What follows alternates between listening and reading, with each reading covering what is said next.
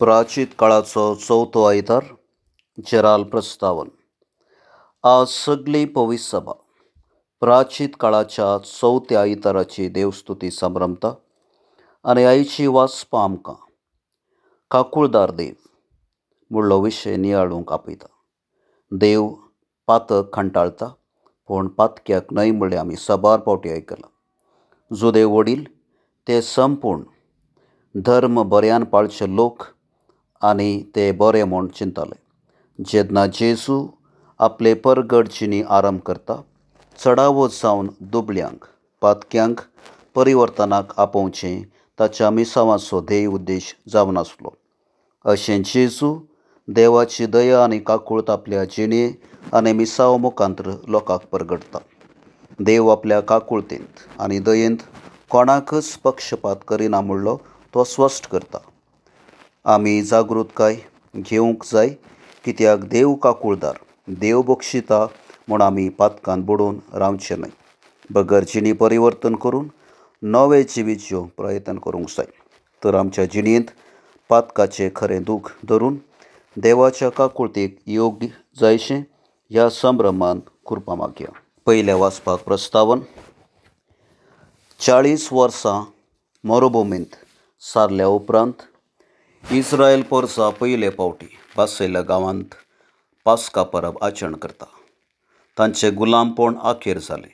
देवान ताची बासावणी पुर्ती केली. हें देवाचें राजसंधानाचें लक्षण आनी पास्काचो संभ्रम सोडवणेचो संभ्रम म्हूण तांकां समजता. तर हें उतर आतां आमी चीत दिवन आयकुया. दुसऱ्या वाचपाक प्रस्तावन. बागेवन पावल देवाचे राजसंधानाचे शेगूण आमकां उगडापय करता. देव पातकी मनशांक आसरो जाता आनी आपल्या पुता मुखांत्र तांकां ताचे थंय राजी करता. जेजू पातक नाश करून मनशाक पातकांतावन मेकळे करून आमकां जिबी दिता म्हळें स्पश्ट करता. तर देवाच्या अपरमीत दया आनी काकुळट उगडापय करचें हें उतर आतां आमी चीत दिवन आयकुया. सुवार्थेक प्रस्तावन. आयच्या सुवार्थेंत वेंचीक पुताच्या वापारी मुखांत्र जेजू आमकां देव कितलो काकुळदार आनी मोगाळ म्हळें स्पश्ट करता. जेजूचें मिसांव पातक्यांक देवा थंय राजी करचें जावन आसलें. ही वापार आमकां वैयक्तीक परिवर्तनाक आपयता आनी देवाच्या काकुळटेक योग्य जावंक उलो दिता. तर ही सुवार्ता आतां आमी चीत दिवन आयकुया. भावार्थ्यांची प्रार्थना. पयलें. पवित्र सभे पासून. सर्गींच्या बापा, तुज्या पवित्र सभेक थीर आनी घट सांबाळ. सर तिच्या मुणयाऱ्यांक तुज्या काकुळटेची आनी दयेची घोटसाण लाभय. जसो तूं दयाळ आनी काकुळदार तशें तांच्या हातांत आसच्या.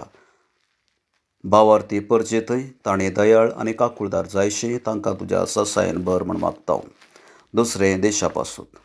मोगाळा बापा, आमच्या राजकीय फुडाऱ्यांनी तुज्या उदारपणा वरवीं सादे लोक तांकां चुनायत करून अधिकाराच्या स्थानार दवरतात म्हणलें सत खालतेपणान समजून सर जातींच्या संस्कृतीच्या लोकांचे उदरगते पासून वावरूंक आनी संविधाना अनुसार जावन कायदे कानुनां रचूंक तांकां तुज्या जाणवायेन भर म्हूण मागता.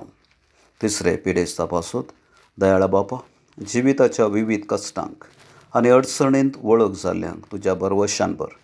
जिवीत तुवें दिल्लें उदार देणें आनी तें सुखांत आनी दुखांत तुजे कुशे प्रकार जियोंक तांकां तुज्या धैर्यान आनी बुजावणेन भर म्हूण मागता.